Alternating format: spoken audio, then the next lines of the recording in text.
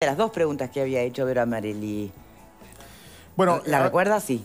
Tenía que ver con los departamentos. Sí, mencionó sobre la estabilidad o no en términos de los departamentos. Sí.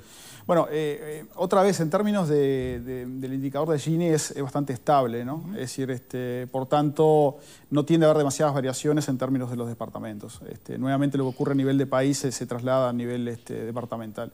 Donde sí ha habido cambios, por ejemplo, es en términos de pobreza. Algunos departamentos han cambiado en el ranking, por ejemplo, Tacuarembó, que estaba entre los departamentos con mayor nivel de pobreza, es un departamento que ha mejorado, ¿no?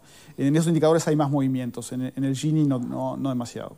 Perfecto. Bien, preguntas de los televidentes. Quiero hacer una pregunta. ¿Se estudia también a los ricos solo para saber si aumentó la riqueza de algunos o solo se estudia la pobreza? Es solo una pregunta de una ignorante, pone entre comillas, ¿no? No, yo creo que es una muy buena pregunta, digamos. Es decir, no, a ver, el instituto básicamente, el foco lo tiene, digamos, en estos indicadores de pobreza, desigualdad, pero sí las universidades, por ejemplo, tienden a estudiar qué ocurre en el otro extremo de la distribución del ingreso, ¿no? De todas formas, a veces las encuestas, digamos, no logran captar adecuadamente el extremo superior de la distribución del ingreso, ¿no? Porque a veces son ingresos por conceptos que obviamente no tienen que ver muchas veces con elementos salariales, sino que, no sé, son dividendos, por ejemplo, de acciones, otros elementos que a veces hay que recurrir a fuentes alternativas de información, ¿no? Porque analicemos, claro, importante esto, acá no se hace un estudio o un análisis a partir de la situación patrimonial de las personas, sino de ingresos. Sí, claro, es la distribución del ingreso, pero... Y todos sabemos que uno puede tener un ingreso que sea, digamos, la vara sobre la cual se mide, pero podés haber heredado, qué sé yo, no sé, y tener un patrimonio enorme, yo qué sé. Claro, o sea, sí, eso puede ocurrir, digamos, que ahí es una medición de la riqueza, digamos, más que del ingreso. Y bueno, y ahí hay que recurrir usualmente a otro tipo de fuentes de información, ¿no? O sea, bueno, el gran desafío es siempre la distribución de la riqueza, porque va mucho más allá del ingreso, justamente, ¿no? Sí, ahí hay todo un fenómeno que digamos, que algunos investigadores estudian, pero no es parte de lo que el instituto, digamos, genera como estadística habitual, ¿no? Bien, de este lado, Fer. Yo, nadie duda del prestigio del que goza el Instituto Nacional de Estadística, ¿no? Hasta ahora. No, yo tampoco voy a dudar, pero bien. lo que sí digo es que los datos que aporta el Instituto Nacional de Estadística son muchas veces utilizados políticamente. Y son utilizados políticamente con interpretaciones que favorecen a uno, que favorecen a otro. Algunos hacen más hincapié en algún dato, otros hacen más hincapié en otro. Entonces, si bien el instituto no es un botín, los elementos que salen del instituto son usados muchas veces como botín por los gobiernos para compararse el quinquenio o el año con el otro, o la pobreza o la desigualdad. Yo, por lo que dijo antes, llevamos 10 años ininterrumpidos con indicadores estancados, por lo menos 10 años, no sé si miró más atrás o antes era mejor o peor, y hace 10 años estamos estancados. Y ese estancamiento hoy está diciendo que hay 350.000 personas por debajo, 357 que son, ¿no? Por debajo de la línea de pobreza en el primer semestre del 2021, que es lo último que tienen medido. Que hay un deterioro, hay una mejora con respecto al 21, perdón, en el índice de al 20 con respecto al índice de desigualdad, pero aún no se llega a los niveles del 2019, que la severidad dentro de la pobreza está en un índice mejorando, pero todavía no llegando a los niveles. O sea, y usted dice después que la pandemia porque la pandemia afectó el trabajo y no afectó estos indicadores, pero obviamente acá tiene que haber un efecto directo, pero igual la pregunta es otra. Tiene que haber un efecto directo de relación empleo y desigualdad y severidad de la desigualdad, porque a partir del 20 que empieza la pandemia se deteriora. Yo sé que también no son ciclos que pueden ser calendario. A partir de este año se empezó a deteriorar, vienen de arrastre. Entonces acá viene la pregunta que yo le quería hacer. Es estos indicadores, ¿qué independencia tienen o qué desacople tienen de las decisiones políticas de los gobiernos. Más allá de que los políticos lo utilicen, muchas veces estas cosas van más vinculadas con los ciclos económicos que con las decisiones políticas de los gobiernos. No sé si eso, no creo que el INE lo evalúe, pero seguramente usted puede tener una opinión. Porque si decimos 10 años estancados, en 10 años estancados pasó el gobierno de Mujica, el gobierno de Vázquez y parte del gobierno de Lacalle. O sea, hubo 3 gobiernos con ciclos económicos diferentes. Si bien ya en el final del gobierno de Mujica empezó a terminarse el ciclo de bonanza anterior, y hasta que empezamos, bonanza entre comillas, pero por lo menos bonanza de precios. Perdón, pero es cierto que líderes del Frente Amplio han dicho más de una vez que si bien habían logrado mejorar, aunque después obviamente cayeron los índices de pobreza, el gran desafío siempre era la desigualdad, porque se aborda por carriles bien diferentes. Algo más estructural, digamos. No, pero yo la pregunta y después podemos buscarle colaterales a todo esto, pero la pregunta es ¿cuán desacoplado de las decisiones, de las políticas oficiales? Porque digo, hay un Mides que sostiene la pobreza, hay determinadas políticas, pero ¿inciden esas políticas realmente en estos indicadores macro o están sujetas a la pandemia, a los ciclos económicos, a la guerra o a la mar en coche? Bueno, eso va a ser casi que una opinión, digamos, personal y sacándome un poquito el rol de director del INE, digamos, ¿no? Bien. Y como economista que soy, además, o sea que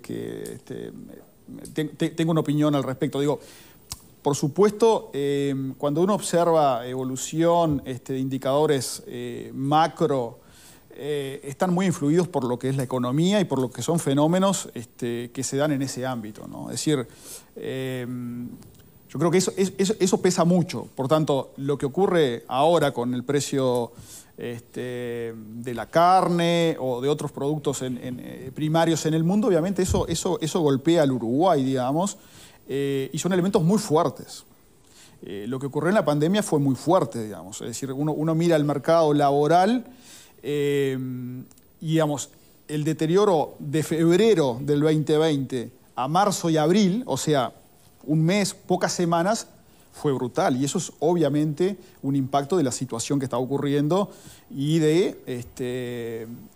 digamos, de las cuestiones macro que estaban ocurriendo. Por tanto, yo creo que el funcionamiento de la economía y de los mercados internacionales son elementos que nos golpean muy fuerte y de fenómenos como pandemias y demás. ¿Eso implica que la política pública no tenga nada que hacer? Bueno, no, pero digamos, luego leer todos los indicadores, por ejemplo, que producimos nosotros en clave de políticas públicas es demasiado, digamos, ¿no? Entonces, sí, hay algo, pero digamos, uno debería analizar lo que está ocurriendo en términos económicos. Claramente, como decía hoy, el deterioro del mercado laboral lento, pero que ha ocurrido en los últimos, en el último lustro, también deterioros en términos de pobreza lento, pero también que ocurrió, son elementos que estuvieron también muy afectados por la situación del mercado laboral en Uruguay, que estuvo básicamente afectado por la pandemia. Afectada y de forma previa a la pandemia también, digamos. O sea, ya veníamos en una situación... Pues venía castigado de 2018. Sí, o incluso antes, o incluso un poco antes todavía. Entonces... y eran fenómenos también globales que también impactaban acá. Entonces yo creo que hay mucho del funcionamiento de la economía por detrás de estos fenómenos más duros. Y luego sí, la política, obviamente, la política pública importa, e importa también para cambiar algunas estructuras de largo plazo que permiten, bueno, que los países crezcan más o menos, digamos, ¿no? O sea, pero son cosas lentas. O sea, usualmente es muy difícil que los gobiernos puedan mover variables duras de forma instantánea, ¿no? Que después uno va al debate público y parece que las cosas son posibles de mover de forma rápida y eso no es así, ¿no? Perdón, pero la pregunta justamente iba dirigida al peso de cada factor de incidencia. Y el peso básicamente es el comportamiento de la economía y la economía global para un país como el Uruguay, tomador de precios internacionales. Es básicamente ese. La política pública puede corregir alguna situación, mejorar, pero la incidencia está determinada por el factor externo, me parece. Yo por lo menos es mi opinión. Es así, es decir, es así, o sea, la economía manda, digamos, ¿no? Y en un país chico como el nuestro, estamos muy sujetos a los vaivenes de la economía internacional. Pero cuando hubo un viento de cola en la economía, hablando de estos últimos 10 años, 15 años, ¿cómo entonces no mejoró la variable? No, bueno, pero digamos... La desigualdad. La desigualdad. Bueno, en realidad, digamos, sí tuvimos un proceso de crecimiento muy fuerte, pero que, digamos, que se agotó hacia el 2015, digamos, ¿no? Entonces, y a partir de ahí, la evolución de muchos indicadores, pobreza, desigualdad, empleo, desempleo, han tenido una tendencia al deterioro leve, pero al deterioro de forma continua. Por tanto, pero tampoco en los 10 años de bonanza el índice se corrigió, el índice de desigualdad se corrigió mucho. No sé, no sé en cuánto estuvo. Eso lo planteo y lo pregunto para cuestionar qué tan ajenas son las responsabilidades de las políticas públicas, digamos, en esto, ¿no? Sí tuvimos... Pero estamos 1,7. ¿Cuánto era en el 2005? Bueno, sí tuvimos... 2004. Claro, si uno mira el Gini, por ejemplo, o mira el cociente de ingresos del último decil, del 10% que tiene mayores ingresos, con el 10% que tiene menos ingresos, sí hubo una mejora muy importante hasta básicamente el 2012. O sea, y que coincide con una economía creciendo a tasas muy fuertes. O sea, que ahí sí se puede observar en estos números reducciones. Ahora, a partir del 2012, básicamente, el índice de Gini... ¿Pero recuerda cuánto era en 2012 el índice de desigualdad? El mejor que tuvimos. Digamos, lo voy a... puedo tener una referencia. Por eso puedo equivocarme en algunas décimas porque lo estoy diciendo de memoria, pero creo que era del orden 0,45. Ah, bueno, hay un deterioro grande. Por eso, era del orden 0,45 el Gini, y luego tenemos que los últimos 10 años está oscilando entre 0,38 y 0,385. Sí, pero Fernanda, perdón, el índice de porque no le da desigualdad, tiempo, que hoy está en 1,7. O sea, en realidad, digamos, ese es un indicador para los que están por debajo de la línea, pero el indicador de decil superior sobre decil inferior creo que estaba en el orden del 14, de 14 con algo. Es decir, el 10% que ganaba más, ganaba 14 veces más que el 10% que ganaba menos. Eso claro, digamos... perdón, no me quiero poner una más, perdón. Sí, pero si no le da tiempo a Fernanda. Pero quiero entender, porque hoy hablamos de índice de desigualdad, que en el 2019 estaba en 1,3, en el 2020 pasó a 1,9 y ahora está a 1,7. Ese indicador, ¿no podemos seguir con la referencia? Bueno, ese indicador... no vale, lo tacho. No, ese indicador es un indicador de, digamos, cuánto ingreso le faltan a los que están por debajo de la línea de ingresos para llegar a la línea, digamos. Sí. ¿Tá? Digamos, los indicadores más generales que miden la distribución de ingresos en todo el país son básicamente el Gini y este otro indicador del décimo más rico y más pobre, digamos. Esos son los indicadores que nos permiten ver la evolución de la distribución del ingreso en todo el país. Bien. Fernanda. Sí, en realidad las preguntas ya las fueron haciendo los compañeros, que quería preguntarle o que terminara de definir el tema de la correlación directa entre la tasa de desempleo y los índices que ustedes tienen de desempleo y los índices de pobreza, y en realidad un poco en clave de reflexión de lo que se estaba hablando, lo que preguntaba Fernando. Creo que hay una respuesta, y eso también es su opinión personal, al hecho de que con las mejoras en la época de bonanza, que no se sostuvo en el tiempo, claramente responde a que hay elementos que yo concuerdo que el elemento económico tiene una fuerte carga en el tema de la pobreza, pero también hay una pobreza estructural que responde a la educación, a la vivienda, al trabajo, a cuestiones más bien socioculturales que cuando ahí no está el ojo de la política pública, ahí no está el trabajo de los gobiernos, bueno, eso es lo que hace que los cambios económicos o las bonanzas se traduzcan en beneficios estables para la población o no. Creo que sí hay mucho por hacer por parte de los gobiernos. Creo que hace 10 años que tenemos, como usted indicaba, índices bastante estables. Bueno, es hora de, con estos índices, ponerle el ojo a las cosas que hacen más a lo estructural y no tanto a lo coyuntural, porque es claro que la economía depende de factores no precisamente de lo que depende al quehacer de este país, pero sí lo que se puede hacer en materia de lo que ya nombramos. Sí, Fernanda. Sí, efectivamente, yo coincido con eso, digamos. Mi reflexión era sobre todo cuando uno ve variaciones muy fuertes en algunos de estos indicadores, en el corto plazo, es claro que ahí hay elementos más de la economía pura y dura. Ahora, que la política no tiene nada para hacer, obviamente no. Y las cosas que mencionaste son así, es decir, hay mucho para hacer en materia de política educativa. Eso, digamos, por ejemplo, nosotros divulgamos también desde hace 2 meses información del mercado de trabajo desagregado por nivel educativo, que eso no se hacía en el INE. Aprovecho a comentar que son indicadores que estamos produciendo ahora.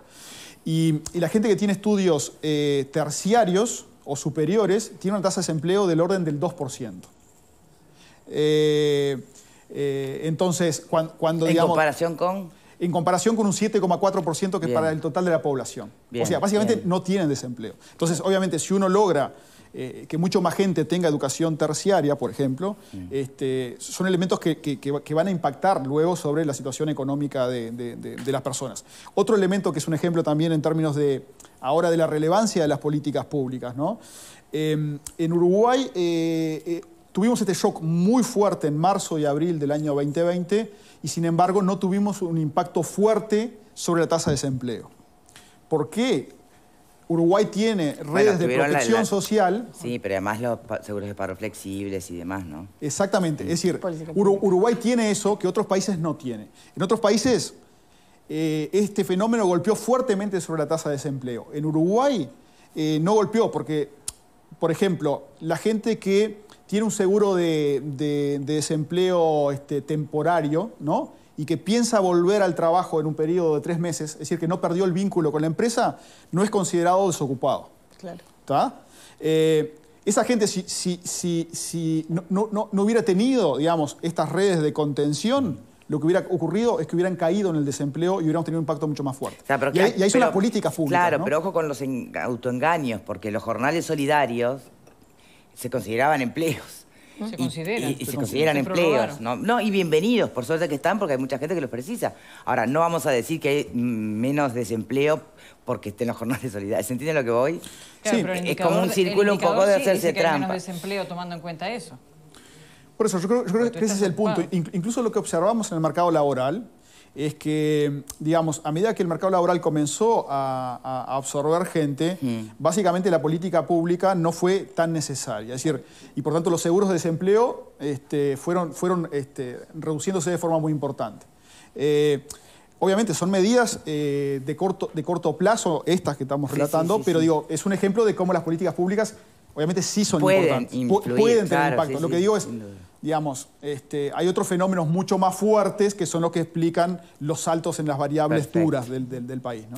Bueno, Diego Aboal sabemos que tiene que irse, así que muchísimas gracias de verdad, director del INE, por habernos acompañado hoy. Y seguramente, bueno, con un poquito más tiempo y agua bajo el puente, se podrán analizar más los nuevos criterios que va a desarrollar el INE justamente para tomar estas decisiones y un poquito más en profundidad, si le parece. ¿Sí? Muy amable, gracias por la invitación. No, por favor, muchas gracias a ustedes.